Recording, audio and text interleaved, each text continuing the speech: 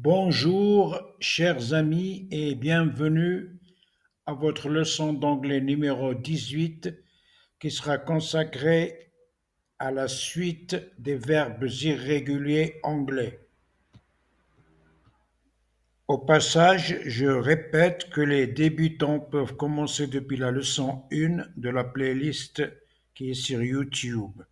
Les coordonnées sont Miloud Adou R8E.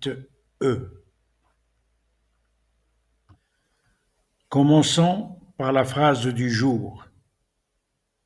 Silence is the accomplice of the crime. Le silence est le complice du crime. The irregular verbs, les verbes irréguliers anglais, deuxième partie et suite. Nous avons déjà dit à la leçon précédente qu'il n'existe pas une règle qui régit la formation du passé et du participe passé d'un verbe irrégulier anglais. Il faut donc les apprendre sans se poser de questions. On dit qu'il existe environ 250 verbes irréguliers en anglais. Seulement les plus employés se limitent à environ 120 verbes.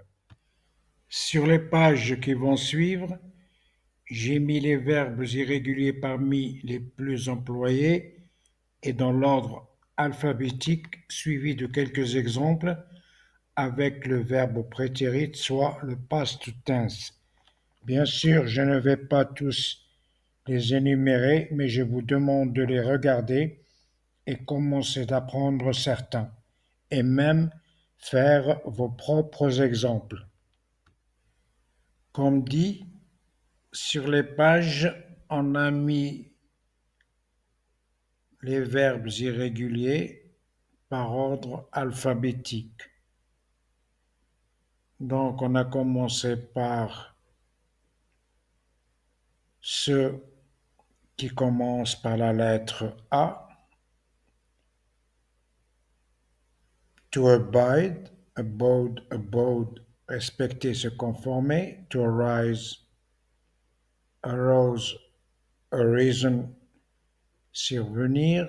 To wake, awoke, awoken, se réveiller. To be, qu'on a déjà vu. Was, were, been, être. To bear, bore, born, porter, supporter, naître. To beat, beaten, battre. To become, became, become, devenir. To beget, begot, begotten, engendré. To begin, began, commencer. Nous n'allons pas tous les énoncer, mais je vous demande de les regarder et d'essayer d'en apprendre certains. Pour les exemples concernant les verbes irréguliers anglais au passé, c'est-à-dire le prétérit ou le past tense, j'ai pris quelques verbes sur le tas et comme équivalent j'emploie le passé composé alors que je peux aussi bien utiliser le passé simple ou l'imparfait comme équivalent. Et sans jeu de mots, nous commençons par le verbe commencer, to begin. He began to work early today. Il a commencé à travailler tôt aujourd'hui. Vont suivre les pages contenant des verbes irréguliers anglais. Prenez tout votre temps pour les regarder. De mon côté, je vais donner quelques exemples de phrases contenant un verbe irrégulier conjugué au prétérit. Un exemple avec le verbe casser, to break, broke, broken. She broke her glasses this morning. Elle a cassé ses lunettes ce matin.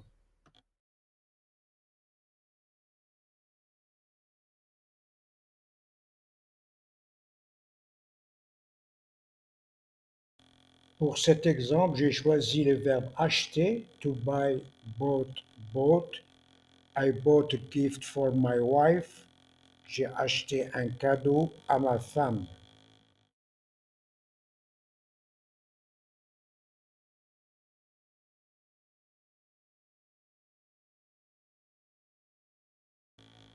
Là, j'ai choisi le verbe venir. To come, came, come.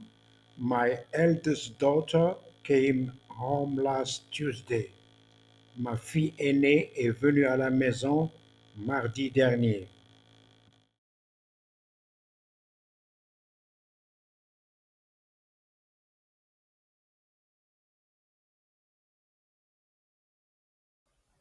Autour du verbe manger.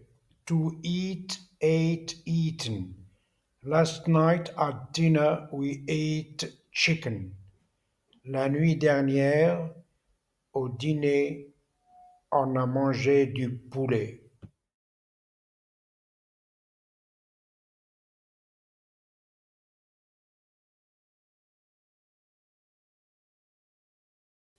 Verbe se sentir ou ressentir. To feel, felt, felt. After my yoga session, I felt better. Après ma séance de yoga, je me suis senti mieux.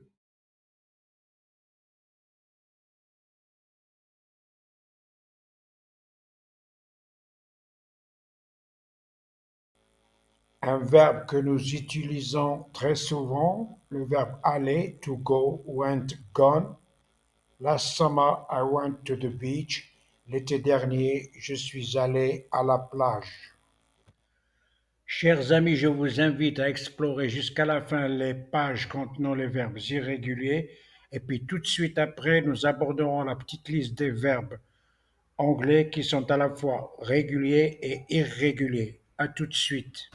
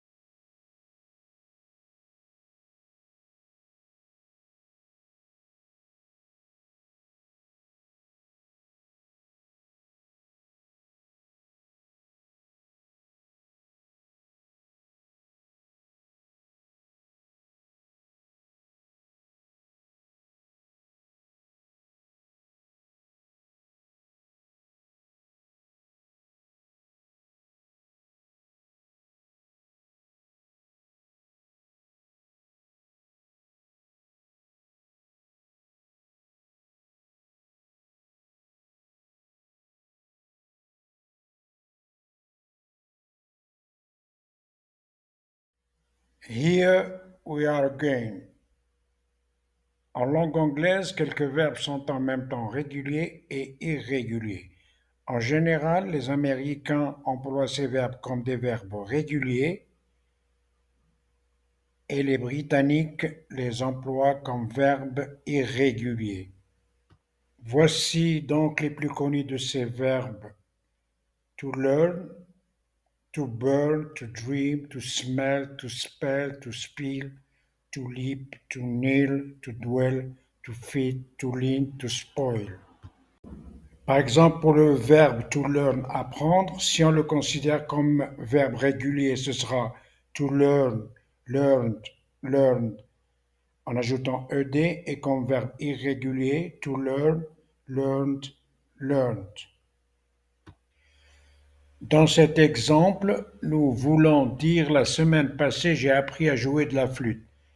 Façon anglaise, nous utiliserons le verbe apprendre qui est to learn comme verbe irrégulier et nous dirons Last week I learned to play the flute.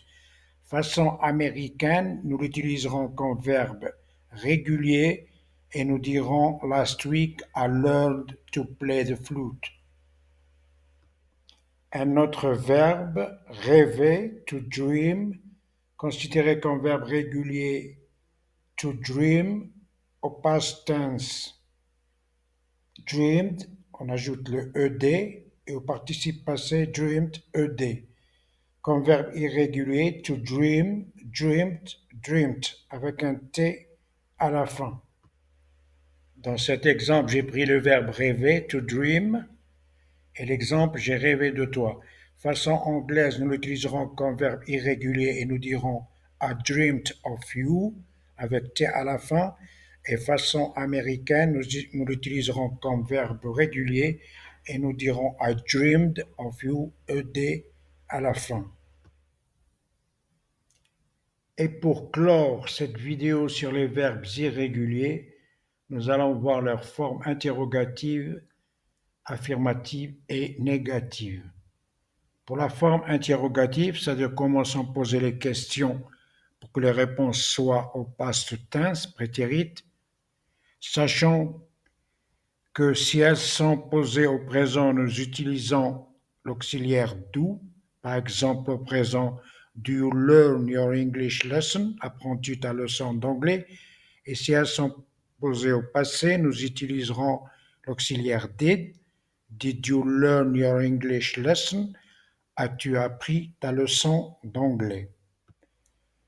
Pour le présent, prenez ça pour un récapitulatif. Par exemple, la question Do you learn your English lesson? Apprends-tu ta leçon d'anglais?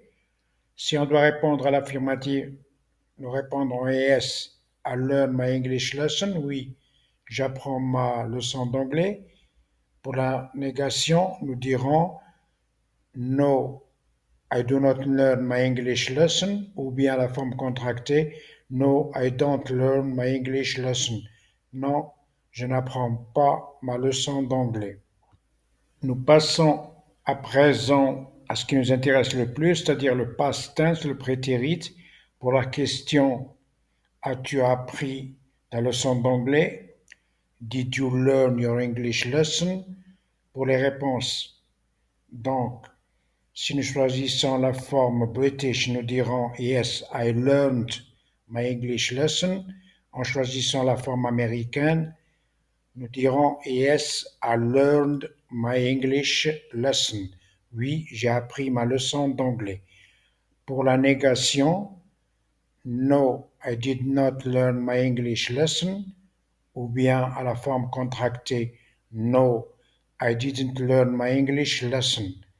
Non, je n'ai pas appris ma leçon d'anglais. Voilà mes chers amis, je vous répète que les verbes irréguliers sont super importants, il est conseillé de les apprendre.